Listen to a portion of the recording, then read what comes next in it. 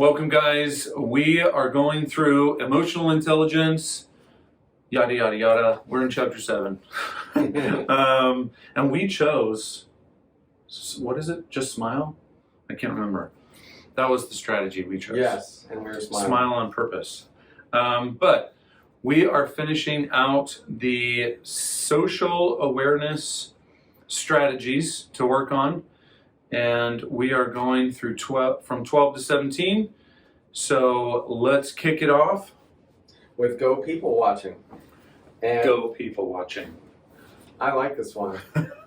We're watching you. I can see you. This is just what it says. Yep. The authors recommend that you go somewhere, maybe to a park or a mall, somewhere where there's people, and just sit and watch people. I had a friend that used to do this. Yeah. He and his wife would go, and they just said they would sit there, and they would watch people, and then they would have a dialogue about what they think the narrative is with those people, and what's going on in their marriage, their lives, just trying to read them. Yeah, I think it's such an interesting concept to start really noticing people's faces, noticing people the way they walk, their energy levels, if it's slow or fast. It's just honestly, real life is just so much more interesting sometimes than what you see on TV, actually. But that's right. So go people watching, and that helps watching. us develop the skill of identifying somebody's moods or their emotions of others, which of course makes us more socially aware, which this is all about. 13, understand the rules of the culture game. And I think this is a great summary of one of the first sentences of third paragraph. The secret to winning this culture game is to treat others how they want to be treated, not how you would want to be treated. That's right. And you may be sitting here, as it crossed my mind, saying, what does this have to do with recovery? Well, many times in recovery, we get self-focused. Right. Self-focused.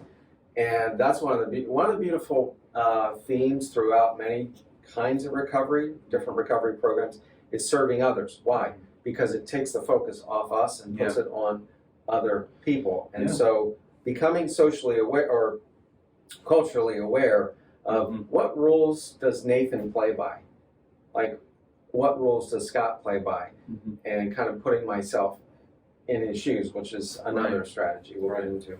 I think it just changes like you said, is getting your mind off of yourself and just starting to teach yourself how to have a mind for others. And specifically, too, like having a mind for Scott versus having a mind for me. We have different strengths, we have different personalities. So it's good. Awesome. 14, test for accuracy. I really like this one. It's really the idea of, as I observe Nathan and I see him relating to me and to people in different ways, it's okay to ask him about that. Yeah. Or if I notice Nathan might be, let's just say he's a little irritated or short, I might say something like, Nathan, it feels to me like you're upset. I just want to make sure everything's okay. Yes. I mean, it's definitely in a marriage context, it definitely helps to say, Scott, I'm picking up on the fact that you're, feeling very frustrated with me right now. And I mean, my wife asked me that too, but oftentimes I'm just frustrated with myself. But what, one of the other person might pick up on, they'll interpret differently than what is actually happening. And by the way, this is a great communication skill. We teach this in premarital counseling. It's basically repeating back to somebody what you think you heard them say. That's another strategy, by the way. Yes. And actually, it says here, just ask.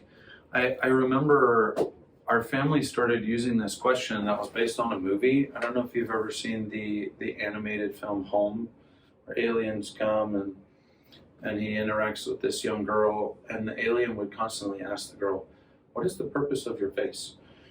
And he's asking to clarify, like, I don't understand what's happening right now.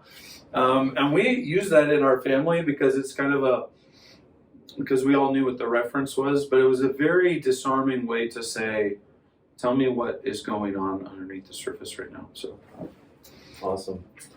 That takes us to number 15, step into their shoes. This reminds me a lot of Philippians chapter 2. Consider others to be more important than yourself. So this one is walking in the shoes of another person. I love this. I underlined this. Started walking in the shoes of another is social awareness at its best. Yeah.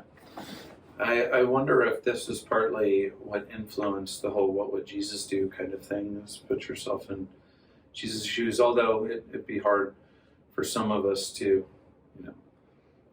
feel like we could reach that level. But at the same time, if someone is asking me about care ministry, then I would say, okay, well, what would Scott tell them? What would he be sharing, and how would he be sharing it? So it is good in terms of getting out of yourself again. It's good to also, I think, when you're relating to someone on that level, I think it kind of draws you closer to that person too, because you're trying to get in the mind and heart of the person that you're thinking about. There is an assumption here, and that is people do what they do for a reason. Have you ever we've probably all done it 100 times. You look at somebody and you watch their actions, and I immediately assume they did that for a negative reason. Yeah. And we're about to look at something that talks about one strategy as being 360 awareness. Yeah. But there's another 360, and I remind myself, I can observe Nathan in a conversation relating to others. I have to remind myself, I don't know 360 degrees of Nathan's situation. Yeah. There are things going on in his life that I don't know about. Absolutely. Probably far more than I don't know about than I do know. And I have to be cautious. I'll never know all 360. I've told some people I'm coaching, I would say you never know somebody's story. And the other day I was cut off by someone, and I was on my bike, and it was kind of dangerous, and I kind of got mad at first, and then I thought, because he had, he sped off, and I thought, I wonder what makes him so anxious about his drive. Like, I was trying to guess that he had something that was making him worried, that was making him anxious, that would cause him to drive that way. Or maybe something else in his life that just made him an angry person. Not an angry person, but he was angry in that moment, and it's important to do that, because right in today's age, so many people get offended right away without understanding, or I guess relating or asking what that person might have meant by what they were saying. And we can really avoid a lot of offense that way if we start to assume that, well, maybe that person didn't have evil intentions. Maybe that person didn't try and kill me. He was literally just thinking about what he was going to travel to, Absolutely. So another way to say that is believing the best about a person. Now, that's not always true. Yeah, true. But imagine if we started there. Yeah. And it's hard because we don't have a lot of trust in humanity sometimes, but it does give us, I think, a healthier platform to stand on, especially when one person can get offended multiple times a day, and many of those things were not true in terms of I'm trying to teach my kids this, like, your brother didn't do that just because he hates that you're in his way, like, assume that he didn't have these evil motives.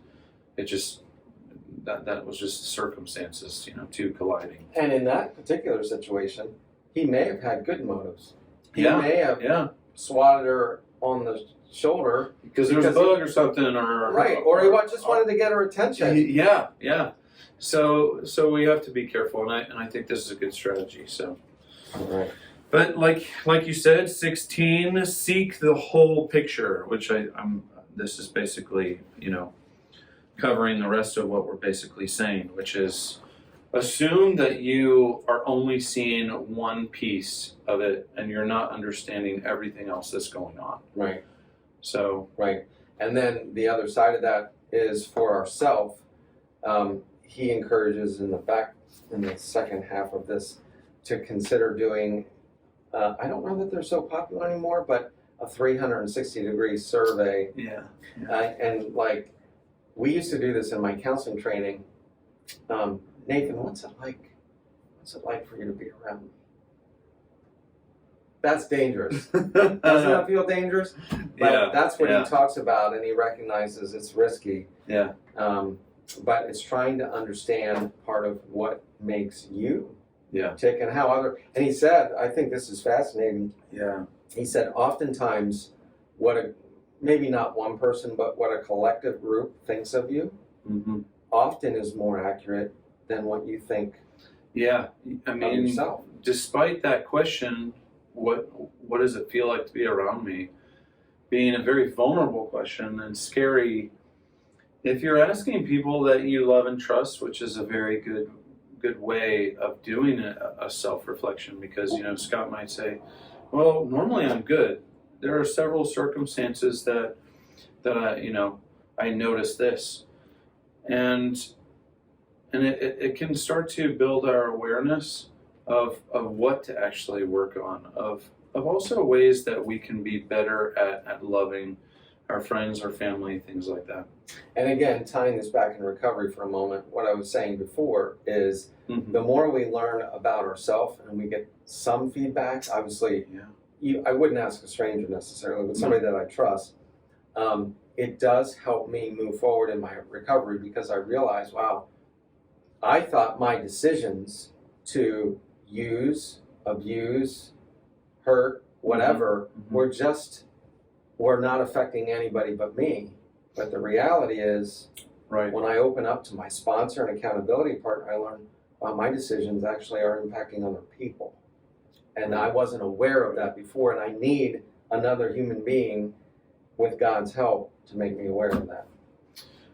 I saw a study once actually that said in your lifetime you will influence 80,000 people. Wow.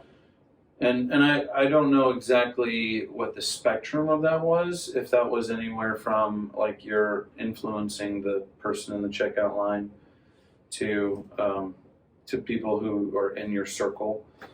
But it's an interesting statistic to say, are you actually spreading peace? Are you spreading, I'm leaving this person better off because of the conversation I had with them, or like what kind of, we talk about footprint, in terms of emissions, gas emissions, like what kind of footprint is your life leaving behind too? That's excellent. Which is a really powerful thought.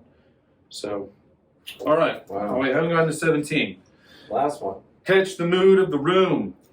This is like, you have in college 101 level, 102, 3, 4. Now we're getting down there. Yeah. This is the idea that you would walk into a room and practicing these skills and be able to capture the general mood. Obviously, people will be feeling different ways. Yeah. But can I walk in and say, he gives the example, I notice people are actually not talking to each other. They're standing separate, staring at their phones. Yeah. Which seems to be the norm these days. But or no, I walk into a room and I notice people are talking to each other and they're laughing, smiling. Yeah. And we do this a lot unconscious, or many people do. But there's a difference when you're identifying it and saying, should I let this, because moods are contagious, it says that, and we know that too. So you can either say, should I let this be a mood that I should be in, or should I take responsibility and help shift the mood of the room too? Because we all do have the ability to shift, a negative conversation to more positive, or to be more caring rather than belittling.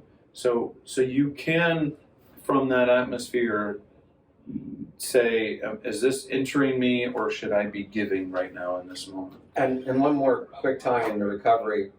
Yeah. If I struggle in certain environments, then I need to be aware that there may be some rooms that I walk into, Yeah. that I know I don't have the ability to shift it. Right. I'm just going to become part of it. Yeah. And so the wisdom might be, I probably shouldn't walk into that room. Now, if I feel confident in certain rooms, I'm Right. going to walk in and let my positive influence happen. Yeah. Yeah. And that's important because it's just, again, self-awareness. If Yes. you have the ability or not to enter a certain mood in the room, and if not, then maybe it's better to not enter that space. That's right. So, so these are the 17 of social awareness. Really great in terms of connections with other people because it says a lot about who we are and how we are connecting with others. So that's the third. I was about to say category, but it's the what did you call them? Well, the strategies. There's 4 strategies. I mean, Competencies. competencies. There's Each has strategies. yeah. And we're on the third one, and we're about to move into the last one, which is Relationship management strategies. that I look forward to this one. As we always, Scott and I look forward to seeing you guys on Monday nights at Celebrate Recovery.